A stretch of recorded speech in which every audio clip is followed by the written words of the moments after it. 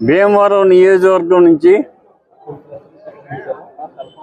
జనసేన పార్టీలోకి మాజీ శాసనసభ్యుడిగా నేను నా పరివారం అంతా కలిసి మంగళగిరిలోని గౌరవనీయులు పవన్ కళ్యాణ్ గారి ఆఫీసులో జాయిన్ అవ్వడం జరుగుతుంది. ఈరోజు ఉదయం 9 గంటలకు ఇక్కడి నుంచి బయలుదేరి మధ్యాహ్నానికి అక్కడికి వెళ్ళి 3-4 మధ్యలో పార్టీలో జాయిన్ అవ్వడం జరుగుతుంది. మరి తెలుగుదేశం కేడరు, జనసేన కేడరు నాయకులందరూ సుమారుగా 150 కార్లలో తీసుకుని వెళ్ళటం జరుగుతుంది. అందరూ కూడా చాలా ఉత్సాహంగా ఉన్నారు, అందరూ సంతోషంగా ఉన్నారు. మంచి నాయకుడి నాయకత్వంలో మనం చేరటానికి చాలా సంతోషిస్తున్నారు. మరి జనసేన, తెలుగుదేశం, బీజేపీ కలయిక అది అపూర్వ కలయిక. ఆ కలయిక సందర్భంగా మరి పవన్ కళ్యాణ్ గారు చేసిన త్యాగం అపురూపమైనది. ఆయన 24 సీట్లు ఒప్పుకుని మళ్ళీ బీజేపీ కలిసిన తర్వాత ఇంకా 2 సీట్లు 3 సీట్లు తగ్గినా కూడా ఒప్పుకుని ఈ కలయికతోటి వైఎస్ఆర్ పార్టీని చిత్తు కింద ఓడించాలనే ఆలోచన, ఆశయంతో ఆయన ముందుకు నడిచారు.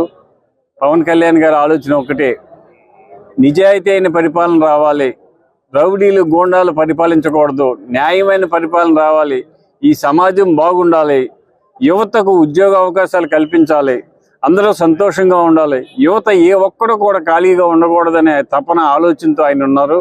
ఆ ఆలోచనతోనే మేము ముందుకు నడుస్తాం. ఆయన ఆశయాలు, ఆయన సిద్ధాంతాలు మాకు బాగా నచ్చినాయి.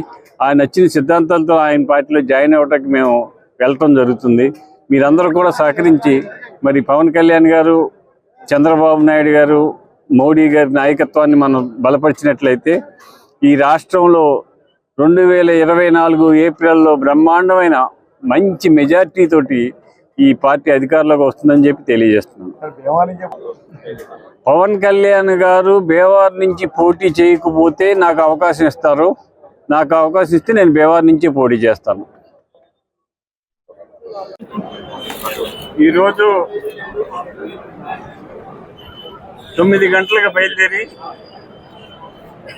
నేను నా పార్టీ నాయకులు, కార్యకర్తలు, అభిమానులతో కలిసి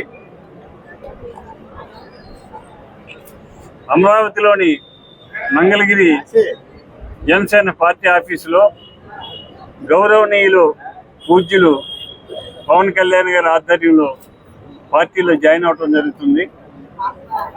మరి తెలుగుదేశం, జనసేన, బీజేపీ ఐక్యతతోటి పార్టీ నడపడం జరుగుతుంది. పవన్ కళ్యాణ్ గారి ఆశయాలకి ఆయన ఆశయాలు మేము కూడా నెరవేర్చాలి, ఎంతో ఉన్నతాశయాలతో ఉన్నారు వారు. వాటితో నడిచినట్లయితే ఈ రాష్ట్రం బాగుంటుందనే ఆలోచనతో మేము ఈ పార్టీలోకి రావడం జరిగింది. మరి కళ్యాణ్ గారి ఆలోచన, ఆశయం ఇంతవరకు అటువంటి రాజకీయ నాయకుడిని మనం చూడలేదు. న్యాయమైన పరిపాలన కావాలి, అధర్మం పనిచేయదు, ధర్మంగా ఉండాలి, నిజాయితీగా ఉండాలి, రౌడీయిజం, గోండాయిజం అనేది ఉండకూడదు.